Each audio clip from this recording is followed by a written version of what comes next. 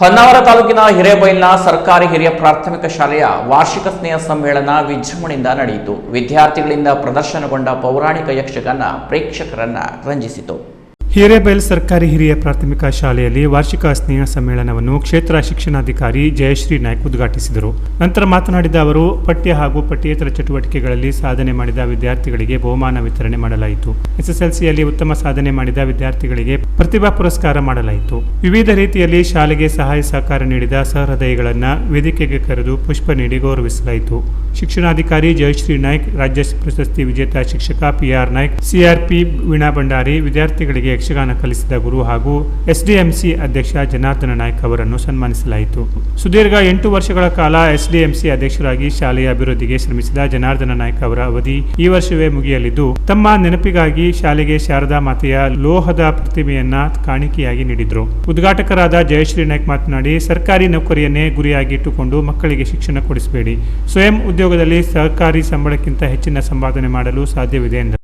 ಇಷ್ಟಪಡ್ತೇನೆ, ಇಲ್ಲ ಅವ್ರ ಮಗ ಇಂಜಿನಿಯರ್, ಇವ್ರ ಮಗ ಡಾಕ್ಟರ್ ಅಂತ ಹೇಳಿ ಆ ಭಾವನೆ ಬೇಡ. ನಮ್ಮ ಮಕ್ಕಳಿಗೆ ಯಾವ ಸಬ್ಜೆಕ್ಟ್ ಅಲ್ಲಿ ಆಸಕ್ತಿ ಇದೆಯೋ ಆ ವಿಷಯವನ್ನ ಕಲಿಸಲಿಕ್ಕೆ ನಾವು ಪ್ರಯತ್ನ ಮಾಡಬೇಕು. ಮತ್ತೆ ಕೌಶಲ್ಯಾಧಾರಿತ ಶಿಕ್ಷಣ. ನಮ್ಮ ಮಗು ಕೆಲವೊಂದು ಡ್ರಾಯಿಂಗ್ ಅಲ್ಲಿ ಚೆನ್ನಾಗಿರ್ತಾನೆ, ಇನ್ ಕೆಲವೊಂದು ಏನೋ ಕ್ಲೇ ಮಾಡೆಲಿಂಗ್ ಅಲ್ಲಿ ಚೆನ್ನಾಗಿರ್ತಾನೆ, ನೃತ್ಯದಲ್ಲಿ ಚೆನ್ನಾಗಿರ್ತಾನೆ, ಹಾಡಿನಲ್ಲಿ ಚೆನ್ನಾಗಿರ್ತಾನೆ, ಮಿಮಿಕ್ರಿಯಲ್ಲಿ ಚೆನ್ನಾಗಿರ್ತಾನೆ.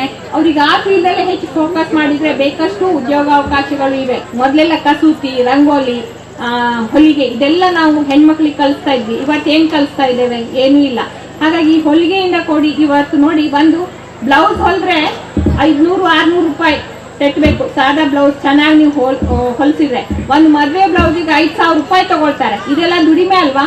ಇಂಥ ಒಂದು ಕೌಶಲ್ಯಾಧಾರಿತ ಒಂದು ಶಿಕ್ಷಣವನ್ನ, ಕ್ರಾಫ್ಟ್ಗಳನ್ನ ಮಕ್ಕಳಿಗೆ ಕಲಿಸ್ರೆ ನಮ್ಮ ಮಕ್ಕಳು ಒಬ್ಬ ಸರ್ಕಾರಿ ನೌಕರನಿಗಿಂತ ಹೆಚ್ಚಿನ ಒಂದು ಸಂಬಳವನ್ನ ಅವ್ರು ದುಡಿಮೆ ಮಾಡ್ತಾರೆ ಅನ್ನೋ ಒಂದು ಕಲ್ಪನೆ ನಮ್ಮಲ್ಲಿ ಇರಬೇಕು. ಇಂಥ ಒಂದು ಶಿಕ್ಷಣವನ್ನ ನಾವು ಕೊಡ್ಲಿಕ್ಕೆ ನಮ್ಮ ಮಕ್ಕಳಿಗೆ ನಾವು ರೆಡಿ ಆಗಬೇಕು. ಅತಿಥಿಯಾಗಿ ಪಾಲ್ಗೊಂಡಿದ್ದ ಗ್ರಾಮ ಪಂಚಾಯತ್ ನಿಕಟಪೂರ್ವ ಉಪಾಧ್ಯಕ್ಷೆ ಮಾಲಿನಿ ಜೈನ್ ಮಾತನಾಡಿ, ಈ ಭಾಗದಲ್ಲಿ ಹಿರೇಬೈಲ ಶಾಲೆಯಲ್ಲಿ ಎಲ್ಲ ಕಾರ್ಯಕ್ರಮವನ್ನು ಮಾದರಿಯಾಗಿ ಮಾಡಲಾಗುತ್ತದೆ. ಇಲ್ಲಿನ ಜನರ ಸಂಸ್ಕಾರ ಮತ್ತು ಸಹಕಾರ ಇದಕ್ಕೆ ಕಾರಣ. ತಿಂಗಳ ಹಿಂದೆ ಆಯೋಜಿಸಿದ್ದ ಮಕ್ಕಳ ಸಂತೆ ಕಾರ್ಯಕ್ರಮ ಸಹ ವಿನೂತನವಾಗಿ ಎಲ್ಲರ ಗಮನ ಸೆಳೆದಿತ್ತು ಎಂದರು. ಯಾಕಂತ ಹೇಳಿದ್ರೆ ನಮ್ಮ ಇಲ್ಲಿನ ಜನರ ಮನಸ್ಸೇ ಹಾಗೆ, ಎಲ್ಲರಿಗೂ ಇಲ್ಲಿ ಸಪೋರ್ಟ್ ಮಾಡ್ತಾರೆ. ಹಾಗೆ ಎಲ್ಲರಿಗೂ ಗೌರವ ಕೊಡುವಂತ ಒಂದು ಸುಂದರ ಊರು ಅಂದ್ರೆ ನಮ್ಮ ಹಿರೇಬೈಲ್ ಗ್ರಾಮ. ನಮಗೆ ಇಲ್ಲಿಯ ಮಕ್ಕಳು ಸಹ ಇಲ್ಲಿ ಒಳ್ಳೆಯ ಸಂಸ್ಕಾರದಲ್ಲಿ ಬೆಳೀಲಿ. ಹಾಗೆಯೇ ಇಲ್ಲಿಯ ಶಾಲೆಯ ಶಿಕ್ಷಕರು ಸಹ ಇವತ್ತು ನಾವು ನೋಡಿದ್ರು ಕಾರ್ಯಕ್ರಮವನ್ನು ಎಷ್ಟು ಅದ್ಭುತವಾಗಿ ಮಾಡಿದ್ರು ಅಂತ ಅಂದ್ರೆ, ನಾನು ಒಂದು ತಿಂಗಳಿಂದ ಇಲ್ಲಿ ಬಂದಾಗ ಮಕ್ಕಳ ಸಂತೆ ಅಂತೇಳಿ ತುಂಬಾ ಚಂದವಾಗಿ ಆಯೋಜಿಸಿದ್ರು. ಆ ಸಂತೆ ಮಾಡೋದ್ರಿಂದ ಮಕ್ಕಳಲ್ಲಿ ವ್ಯವಹಾರವನ್ನು ಹೇಗೆ ಮಾಡಬಹುದು ಅನ್ನೋದ್ರ ಬಗ್ಗೆ ತುಂಬಾ ಮಕ್ಕಳು ಅದರಿಂದ ಕಲಿತರು. ಓದುವುದು ಒಂದೇ ಮುಖ್ಯವಲ್ಲ, ಅದ್ರ ಜೊತೆಗೆ ಉಳಿದ ಎಲ್ಲ ವಿಷಯಗಳನ್ನು ಅವ್ರು ತಿಳ್ಕೋಬೇಕು. ಈಗ ಎಲ್ಲ ಮಕ್ಕಳು ಓದಿ ಡಾಕ್ಟರ್, ಇಂಜಿನಿಯರ್ ಆಗುದಿಲ್ಲ.